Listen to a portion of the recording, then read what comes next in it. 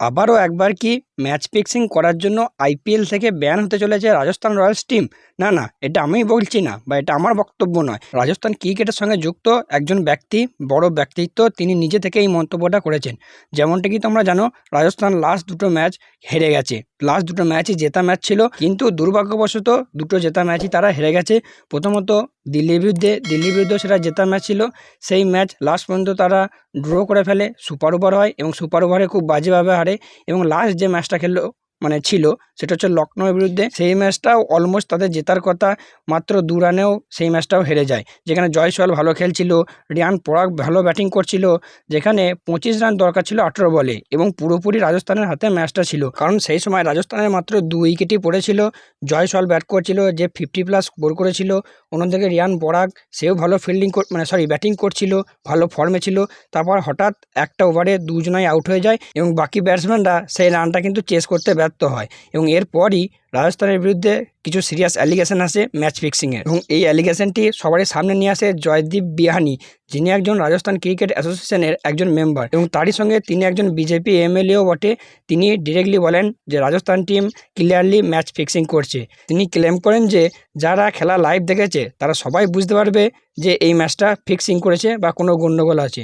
তার মতে Rajasthan team last ওভারে যে 9 রান দরকার ছিল, সেই 9 রান চেস করা দরকার ছিল আবেশ খান যেখানে বোলার ছিল। সেই আবেশ খানের বিরুদ্ধে রাজস্থান রয়্যালস টিমের 9 রান চেস করা দরকার ছিল, যেখানে এত বড় বড় ব্যাটসম্যান ছিল। ধ্রুব জুরেল ছিল, শুভম দুবে ছিল, সিমরন হেডম্যানের মতো প্লেয়াররা থাকা সত্ত্বেও রাজস্থান কিন্তু সেই রান চেস করতে পারেনি। তাই এই সব কিছু বিচার বিবেচনা করেই তিনি বলেন, জয়দীপ বিহানি বলেন যে Rajasthan team directly match fixing করছে।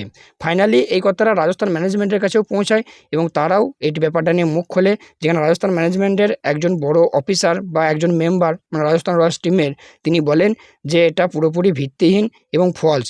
প্রমাণ ছাড়া এরকম কথা কোনো মানেই হয় না। তবে আর ম্যানেজমেন্ট এখানেই থেমে থাকেনি। তারা রাজস্থানের সিএম, স্পোর্টস মিনিস্টার, এই সমস্ত বড় বড় অফিসারদের কাছে বা বড় বড় পদস্থ ব্যক্তিদের কাছে চিঠি করেছেন এবং অনুরোধ জানিয়েছেন যে তার বিরুদ্ধে, অর্থাৎ জয়দীপ বিহানির বিরুদ্ধে যেন স্ট্রিক্ট অ্যাকশন নেওয়া হয়, ওপেনলি প্রমাণ ছাড়া এরকম কিছু মন্তব্য করার জন্য। তো এই ব্যাপারটা নিয়ে তোমাদের কি মনে হয়? সত্যি কি রাজস্থান রয়্যালস টিম ফিক্সিং করেছে? এবং যদি ফিক্সিং করে সত্যিই কি ব্যান হবে? সবারই উদ্দেশ্যে জানিয়ে রাখি, রাজস্থান এর আগেও কিন্তু ফিক্সিং করার জন্য 2 বছরের জন্য ব্যান হয়েছিল। রাজস্থান রয়্যালস টিম, তার সঙ্গে আরও একটা টিম ছিল চেন্নাই সুপার কিংস, তারা ম্যাচ ফিক্সিং করার জন্য আইপিএল থেকে দুটো টিমই 2 বছরের জন্য ব্যান হয়েছিল, 2016 সাল এবং 2017 সাল। তো তোমাদের কি মনে হয় যে রাজস্থান কি আবার ফিক্সিং করছে? আবারও কি ব্যান হবে? সেই ব্যাপারে তোমাদের কি মন্তব্য বা বক্তব্য অবশ্যই কমেন্ট বক্সে কমেন্ট করে জানিও। তবে রাজস্থান রয়্যালস আবার যদি ফিক্সিং করে তাহলে কিন্তু ব্যাপারটা সত্যিই খুব খারাপ হবে।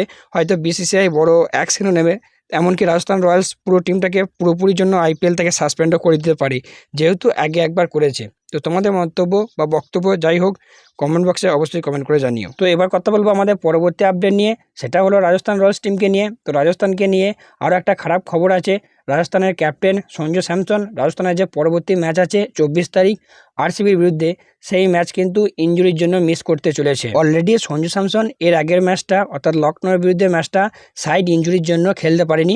এবং রিপোর্ট অনুযায়ী এটাই শোনা যাচ্ছে যে পরবর্তী যে ম্যাচ রয়েছে আগামীকাল, অর্থাৎ 24 তারিখ আরসিবির হয়ে, আরসিবির বিরুদ্ধে আরসিবির ঘরের মাঠে, সেই ম্যাচও কিন্তু মিস করতে চলেছে সঞ্জু স্যামসন। এবং রিপোর্ট অনুযায়ী শোনা যাচ্ছে যে সে টিমের সঙ্গে এখন ট্রাভেলও করেনি, সে কিন্তু ব্যাঙ্গালোর যায়নি, সে এখন জয়পুরেই আছে এবং মেডিকেল টিমের সাথে রিহ্যাব করছে। তো আশা করবো সঞ্জু স্যামসনের ইনজুরিটা যেন খুব একটা সিরিয়াস কিছু না হয় বা বড় ধরনের কিছু না হয়। যদি বড় ধরনের হয় তাহলে কিন্তু রাজস্থান রয়্যালস টিম এমনিতেই ভালো পারফর্ম করতে পারছে না, এবং তার উপর যদি সঞ্জু স্যামসন না খেলতে পারে এই সিজন, তাহলে কিন্তু রাজস্থান রয়্যালস টিম কিন্তু বড় ধাক্কা পেতে চলেছে।